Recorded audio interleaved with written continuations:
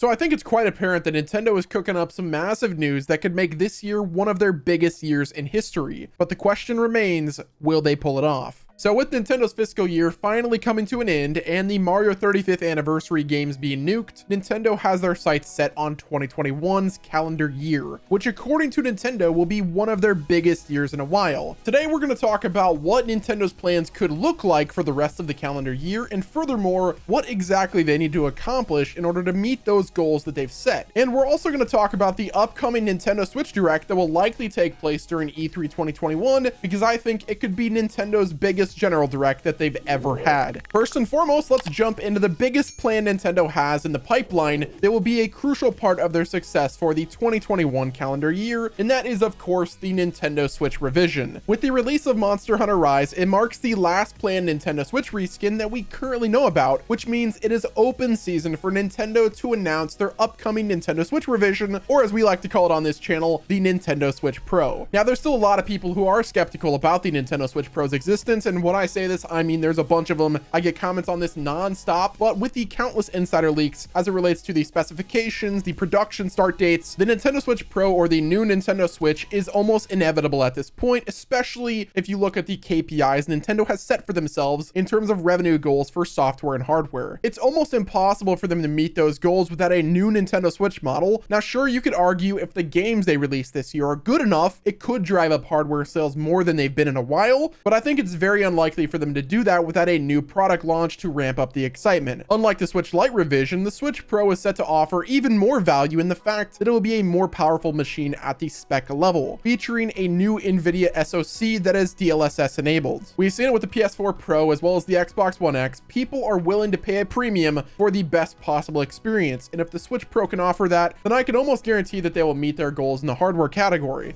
But there's also one other part you have to look at in terms of the hardware sales that they're trying to generate. We've got two new Pokemon games, one that's coming out this year being the Brilliant Diamond and Shining Pearl, and with the Pokemon games being historically played on handheld devices, it is almost a guarantee that the Switch Lite sales will be skyrocketing around the holiday season of 2021, so they don't have to really worry about that side of things. Now Nintendo could also just go ahead and drop the mic and release not only the Nintendo Switch Pro, but also the Nintendo Switch Pro Lite that's handheld only. If you don't think I'm going to make a video on that, you are crazy, because I think it's going to happen, but it's very doubtful that Nintendo would release both of those consoles in a single calendar year. I think the most likely scenario is Nintendo would release the Switch Pro this year, and then maybe sometime next year they give us the Switch Pro Lite, if that even is a possibility, but we'll go ahead and save that one for a future video. Now the last thing as it relates to hardware is the new and improved Joy-Cons. If we don't get a Switch Pro this year, which I think we will, one thing is for certain is we are definitely going to be getting new Joy-Cons of some sort. According to a new patent that was approved recently, Nintendo has officially patented new Joy-Con controllers that change the button layout, which adds the incredible addition of an actual D-pad on the Joy-Cons. If Nintendo confirms that these Joy-Cons don't have drift and they feature a D-pad and it's compatible with current hardware, I think consumers will go out in droves to pick up these new Joy-Cons, especially if it improves the handheld experience. My only concern with the design of these Joy-Cons is they feature recessed thumbsticks similar to the ones on the 3DS. I want to give a huge shout out to my buddy Mike Perez, aka NintendoAcademy, for breaking this story, as not many people credited him for breaking it, but I wanted to say huge congrats, dude. Good stuff, and keep up the good work. Now moving on to the software side of things, Nintendo has quite a bit of tricks up their sleeves that can make this year be absolutely bonkers, but it all really depends on what they want to utilize from their war chest. From first party titles like the Legend of Zelda Breath of the Wild sequel, to Metroid Prime 4, to Bayonetta 3, Mario Kart 9, to even some of the smaller scale games like a new Mario Party game that people actually want to play, or even the possibility of a new 3D Mario game with Super Mario Odyssey 2, or the sequel to the Super Mario Odyssey franchise. Granted, most of those games are still a ways out, so we won't really talk about those at the moment. Nintendo has 4 quarters to fill up with at least one big first party title and one smaller release, with Q1 featuring new Pokemon Snap and Mario Golf Rush, Q2 giving us Skyward Sword HD, and the possible collection of Wind Waker HD, as well as Twilight Princess HD, and I think around this time we're going to get a big update for the Nintendo Switch Online, which is hopefully going to be adding at least Nintendo 64 games, or fingers crossed course we get GameCube support as well. I can't think of a better time for them to release GameCube or Nintendo 64 support in Q2, because I predict it's not going to be a really high lift time for Nintendo. And with Q3, which in Nintendo terms takes place from October to December, which will be a big time for Nintendo as it's the holiday season, I think the safe bet in terms of first party content for the holiday season is relying on the new Pokemon Diamond and Pearl remakes and Breath of the Wild 2, which will likely launch alongside the Switch revision, if that console even is a thing. And that leaves us with Nintendo's Q4, which actually takes place in 2022, but since Nintendo's fiscal quarter is actually different than their calendar year, we're going to talk about it anyway, which I'm guessing Q4 will have